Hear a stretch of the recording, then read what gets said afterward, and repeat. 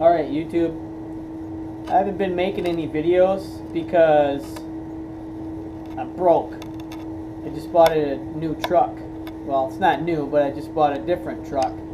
I bought a Trailblazer SS, a silver one. So I had to put new tires on it. And, you know, all the not fabrication stuff, but all the cool stuff. Because I can't just leave anything alone. I have to always tear it apart and fuck it up and do stuff to it. But anyways, I was looking through my YouTube stuff. It's almost been, I would say, one more day. It's been 1 year since I started this project, and of course it's not finished, just like everything else I start. But it's getting close. I made an oil tank for it and then fucked it up, and I think I have to restart it and do something else over again. And then I had some comments about some other stuff, so I rethought some other things about it, and I made some other bullshit pieces, but I did get some wiring stuff done, and so I'm kind of creeping along. Just the funds just came to a halt, so I had to wait till springtime comes here, and when I do some side jobs, I should have some money after I pay some other stuff off, hopefully. But I had a comment saying that do I have any close-ups of the diamond cut? So I'll just, you know, show a little bit of a close-up right now. And let's see what happens here. Oh, it is working. Nice.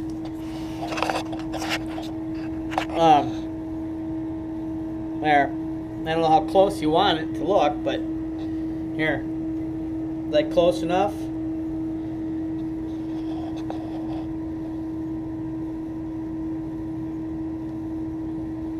And if the guy wants to buy this head, I'm getting rid of this head. I'm doing something else. So, $100 plus shipping, and it's yours.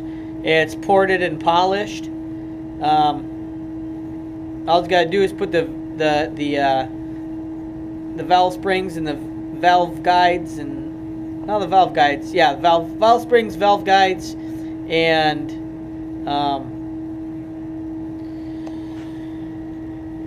valve springs, valve guides, and keepers, and intake and exhaust. So there you go. And only thing is wrong with this is I busted off a bolt on the other side, which should be easy to get out. I just didn't. I just didn't take it out. So anyways, I just went a different route on that. But so what I'm doing now here is, a guy had commented about driving this around when it was hot, and the turbo heating it up, heating the cylinder up, and causing pre-detonation ping, which I knew about that, but I just didn't really, that was something I wasn't really concerned about. But he was saying about the turbo will never work. Well, that's incorrect. It will work. So what I'm doing, he's saying, oh, the clutch will never hold up to heat. Well, I don't know where he's from, but I live in Wisconsin, and I'm not going to be driving around in frickin' Arizona where it's like 110 degrees, and this ain't a cruise bike, so I'm not going to be like driving hours and hours and hours on end with this thing. This bike is solely made to drive down the salt flats. And it is going to be a 5-mile run or a 3-mile run. 3-mile run's a small run. 1 mile in motion. Second mile would be. Second mile would be. Can you see it? Second mile would be timed, and then third mile would be slow down or shut down. So I don't think that's going to be the case, but as soon as I do that, I probably will make it streetable. I don't know how much of this crap I'm keeping on. I don't know if I am gonna set the record, break a record, and then take everything off the bike that's turbo, and then stick a normal tank on it and do just a fast, naturally aspirated, so all that stuff would come off. New exhaust. I'd probably put the dual carbs back on it and take the oil tank off it and like all the gauges and stuff. So then I just have to, make everything more simple. But I want to do a race clutch, and there are bikes out there that do use the same stuff that Honda made. You just have to go and look for it. And in that case, because the clutch is so freaking tiny that it's kind of hard to find something that will take the abuse. And what I've been told is my friend Ryan, that's doing the fastest, I think, endo on ice, probably Guinness Book of World Records. He held the Guinness Book of World Records for the fastest wheelie on ice. And I don't know which one he's breaking it, what bike he's breaking it. I think it's like a 2014 ZX10. I think he's a Kawasaki guy. But anyways, so we were just talking about different stuff and clutches and stuff, and he's saying OEM clutches are actually pretty good, aftermarket OEM clutches.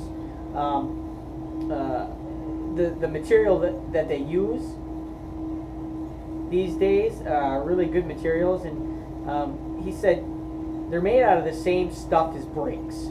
So, and what he had suggested was, if they make brakes, they make freaking clutches, and he uses like EBAC or EBAC, or I can't remember, EBAC I think. So that's what he uses, and I think that's what he uses because I think he gets a lot of that crap in because he owns the world's famous Bargain Barn. So if you ever need anything, just look on his website. Go to Bargain Barn. Yeah, Bargain Barn, Edgerton, Wisconsin. And then he sells stuff on eBay a lot. I don't know if he might have just a plain website for his place, but Harley parts, Honda parts, Suzuki parts, four-wheeler parts, Yamaha parts, all kinds of different goofy shit, crotch rockets, and I don't know, maybe spree, I don't know, snowmobile parts, four-wheeler parts, plows, skis, dirt bike stuff, helmets, gloves, anything you can think of. He has it there, and it's some of it's brand new and some of it's secondhand stuff, and he gives pretty good deals. I think he gets the overflow for Dennis Kirk, and Drag Specialties is actually the main warehouse is in Janesville, Wisconsin, which is 15 minutes from me. So he's a Drag Specialties dealer also. So anyways, back to the clutch. So I'm trying to research what the hell kind of clutch can I put in here that I can like actually use or modify. And a couple of things that I want to modify. I got to find a frickin' poker for you, and then I can poke around and show you what I'm looking at.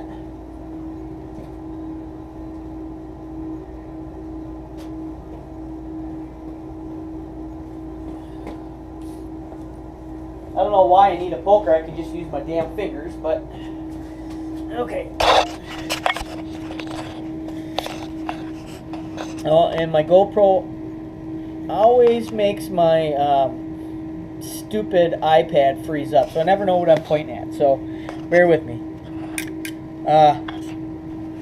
Here.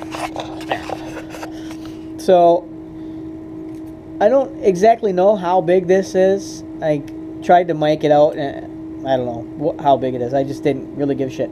But what Ryan told me is you have to make sure your stack is what you're looking for, is your stack. This right here, which gearing here goes onto the crankcase, and this is right here is the crankcase. So this right here, you really can't change the diameter unless you change these. I've never gotten these off before, but I'm sure they come off, and I'm sure you could, if you wanted to, which, you know, anybody can do anything if they take some money and have a gear made. You could make it out of this.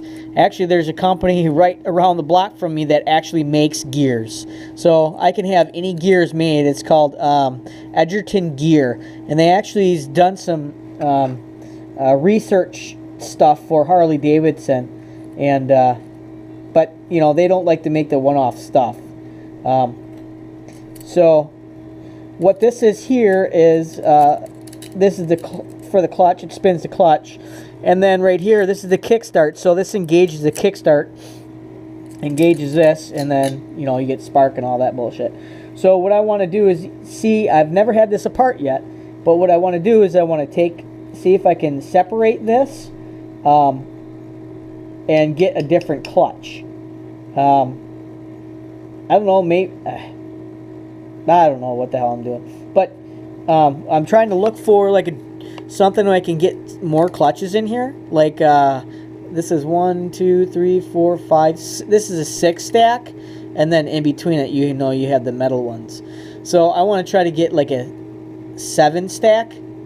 I don't know if you have to machine some of this out. Probably, I don't know if you can or not. But I don't know how much room is in here either, because, you know, you do got other things that go in there. And I don't know what I have in this.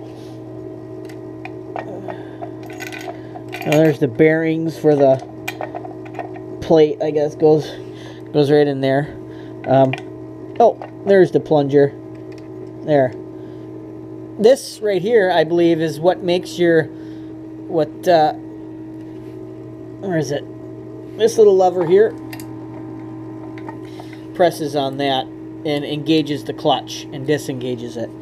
So hopefully if I can find something with more than 4 springs, it'd be nice to get like 6 springs in here. Then I can get more spring pressure on here. Or otherwise, if not, I'll just have to find some heavy duty springs or something in there. But I don't really know too much about clutches. I'll have to research it, and I bet give me a week and I'll be like the guru professional of frickin' clutches. Soon as I get my spanner wrench or my wrench to take this off here, then I can bring this down to a place called Suitors Motorcycle Junkyard, which is like 30 minutes from me. It's kind of cool because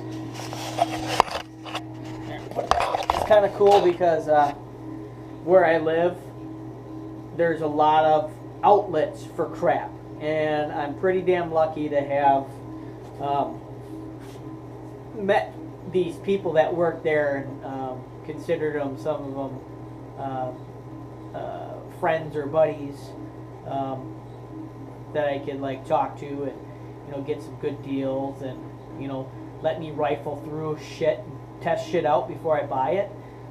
So what I'm going to do is bring that, and that's called Suitors, and that's in Madison, Wisconsin. That's a junkyard, and they got a website, and he actually holds, of course, a Harley Davidson on ice turbo, I believe it is, you know, because we live in Wisconsin, and in wintertime people like to ride on ice.